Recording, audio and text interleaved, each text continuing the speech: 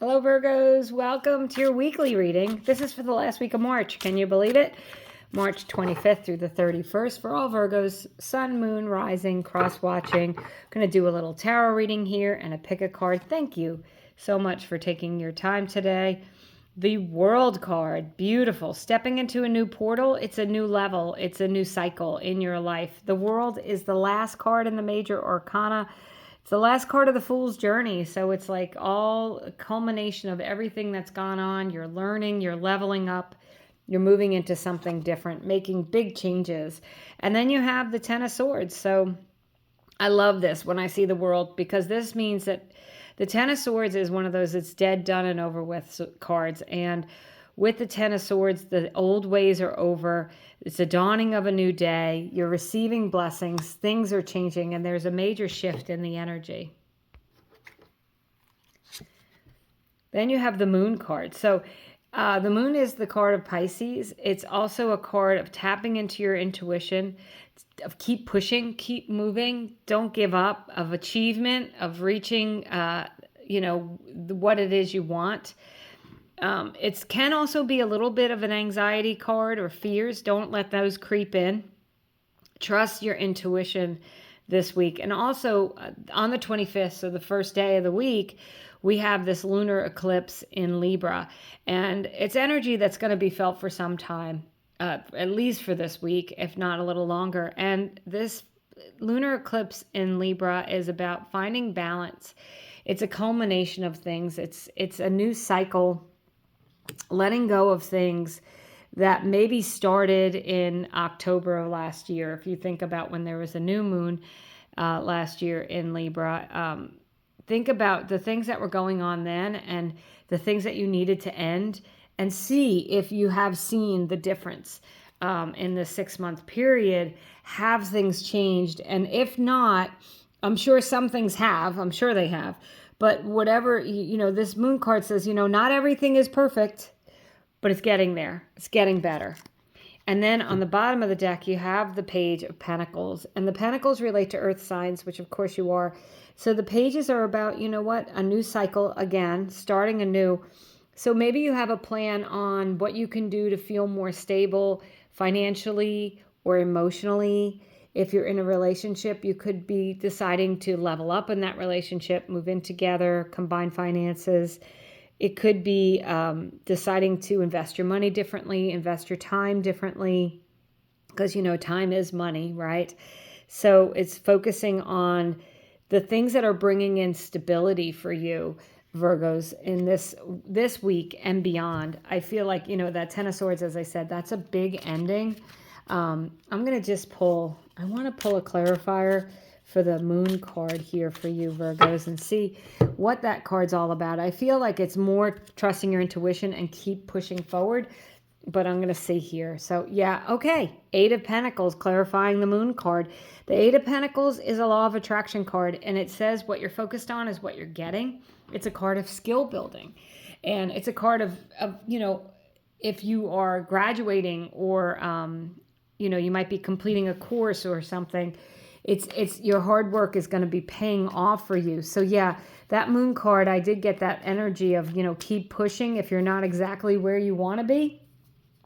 Or, as I said, if you started things last October, but it's not 100% right now, by next October, it should be.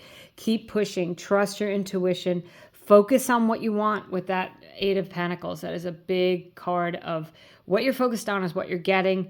That goes either way, positive or negative. Focus on the things that plant the seeds for the future. Think about, where do you want to be in 6 months? Where do you want to be in 12 months? Where do you want to be in 18 months? Now, live in the moment, right? With the Moon card, push ahead, do what you can today, but plan for the future and plant seeds for the future. So the things that you're doing today, 6 months is going to come whether you do something or not this week. So why not have something different in 6 months that you want different, that you want to change? So that's the message I have for you, Virgos. I'm going to do a little pick a card, and if you're a subscriber, thank you. You know how this works, but if you're not, I'd like to invite you to subscribe if you like the channel. How I do this is I put down 3 cards, You can ask a question and pick a card. You can see if one of the cards jumps out at you and that's your message. Otherwise, I use these cards to further clarify your message that's on the table. So thanks for watching. Also, it's almost April. I'm going to be doing some April readings, so check those out. The Emperor. Okay, so the Emperor is a card of Aries, and I'm trying to think.